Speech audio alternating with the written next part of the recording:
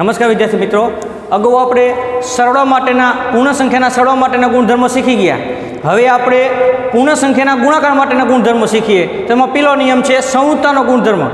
સંવૃત્તાનો ગુણધર્મ એટલે કે કોઈ પણ બે પૂર્ણ સંખ્યાનો ગુણાકાર તમને પૂર્ણ સંખ્યા જ મળે. દાખલા તરીકે આપણે જોઈએ, દાખલા તરીકે કે 5 ગુણ્યા 7 બરાબર 5 સતુ 35. તો જો 5 પૂર્ણ સંખ્યા, 7 પૂર્ણ સંખ્યા, તો 35 મળ્યા એ પણ કેવી સંખ્યા છે? પૂર્ણ સંખ્યા છે.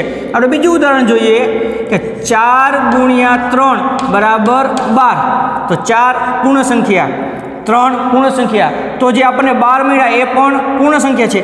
એનાથી આગળ આપણે જોઈએ કે 0 ગુણ્યા 5 બરાબર 0. આ તમને ખબર છે કે કોઈ પણ સંખ્યાનો 0 સાથે ગુણાકાર 0 જ મળે. એટલે કે 0 પૂર્ણ સંખ્યા, 5 પૂર્ણ સંખ્યા, તો એનો જે ગુણાકારનો જે જવાબ મળ્યો એ પણ પૂર્ણ સંખ્યા જ મળે. એટલે કે એને સંવૃત્તાનો ગુણધર્મ કહેવાય કે કોઈ પણ બે પૂર્ણ સંખ્યાનો ગુણાકાર તમે કોઈ કરો તો તમને જવાબ પૂર્ણ સંખ્યા જ મળે. બીજો ગુણધર્મ કે ક્રમનો ગુણધર્મ. ક્રમનો ગુણધર્મ એટલે કે કોઈ પણ બે પૂર્ણ સંખ્યાનો ગુણાકાર તમે આડાવડા ક્રમમાં કરો તો એના જવાબમાં કાંઈ ફેર પડતો નથી. દાખલા તરીકે 5 ગુણ્યા 4 બરાબર 20. હવે આપણે ક્રમ બદલાઈ નાખી કે 4 ગુણ્યા 5 બરાબર, તો 4 પંચા પણ 20 થાય, 5 ચોક પણ 20 થાય. અહીંયા 4નો અને 5નો ક્રમ આપણે બદલાયો તો એના જવાબમાં કાંઈ ફેર પડ્યો નહીં. આપણે બીજું ઉદાહરણ જોઈએ કે 3 ગુણ્યા 2 બરાબર 6. તો 2 ગુણ્યા 3 કરો તો પણ આપણે જવાબ કેટલો મળે? 6 જ મળે. એટલે કે કોઈ પણ બે પૂર્ણ સંખ્યાનો ગુણાકાર તમે આડાવડા ક્રમમાં કરો તો એના જવાબમાં કાંઈ ફેર પડતો નથી. આગળ જૂથનો ગુણધર્મ.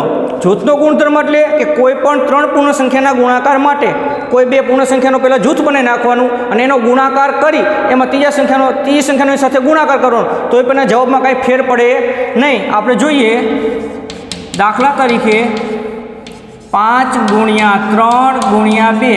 તો પહેલાં આપણે 3 નું 5 નું જૂથ બનાવી કે 5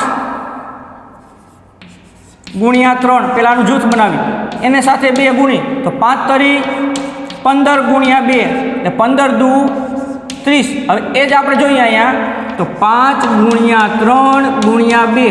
તો હવે આપણે 3 નું 2 નું જૂથ બનાવીએ એટલે કે 5 ગુણ્યા 3 ગુણ્યા 2 કરી તો શું થશે? 5 ગુણ્યા 3 દુ 6. હવે 6 પંચા 30. તો અહીંયા પણ આપણે જવાબ 30 મળ્યો, અહીંયા પણ જવાબ આપણને 30 મળ્યો. એટલે કે આમાં આપણે 5 અને 3 નું જૂથ બનાવ્યું હતું, આમાં આપણે 2 નું અને 3 નું જૂથ બનાવ્યું. એટલે કે તમે જૂથ ગમે તેમ આડાવડા કરો અને ત્રીજી સંખ્યા સાથે ગુણાકાર કરો તો એના જવાબમાં કાંઈ ફેર પડે નહીં. ચોથો ગુણધર્મ ગુણાકાર માટેની તટસ્થ સંખ્યા. તો ગુણાકાર માટે તટસ્થ સંખ્યા જો તમે જુઓ, દાખલા તરીકે ખાલી જગ્યા ગુણ્યા 5 બરાબર 5. બીજું લઈ કે 4 ગુણ્યા ખાલી જગ્યા બરાબર 4. તો એવી કઈ સંખ્યા છે કે તમે એનો ગુણાકાર 5 સાથે કરો તો જવાબ તમને 5 જ મળે? એટલે કે 1 × 5 એવી સંખ્યા 1 છે. 1 સાથે તમે 5નો ગુણાકાર કરો તો જવાબ તમને 5 મળે. 4 ગુણ્યા ખાલી જગ્યા બરાબર 4 એટલે કે 4 સાથે તમે કેનો ગુણાકાર કરો તો તમને જવાબ 4 મળે? તો 4 એકા 4 એટલે કે 4નો ગુણાકાર તમે 1 સાથે કરો તો તમને જવાબ 4 મળે. એનો મતલબ એવો થયો કે 1 એ એવી સંખ્યા છે કે જેનો ગુણાકાર તમે કોઈ પણ સંખ્યા સાથે કરો તો જવાબ તમને એના એ જ સંખ્યા મળે. અને પાંચમો ગુણધર્મ કે વિભાજનનો ગુણધર્મ.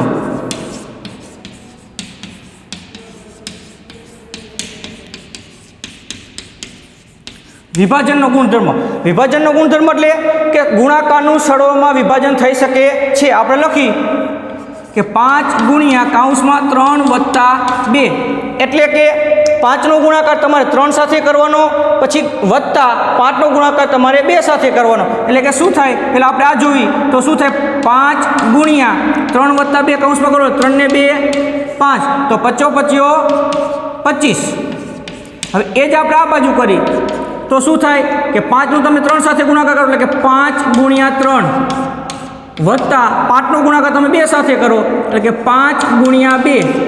હવે કરો કૌંસમાં 5 તરી 15 વત્તા 5 દુ 10, તો 15 ને 10 25.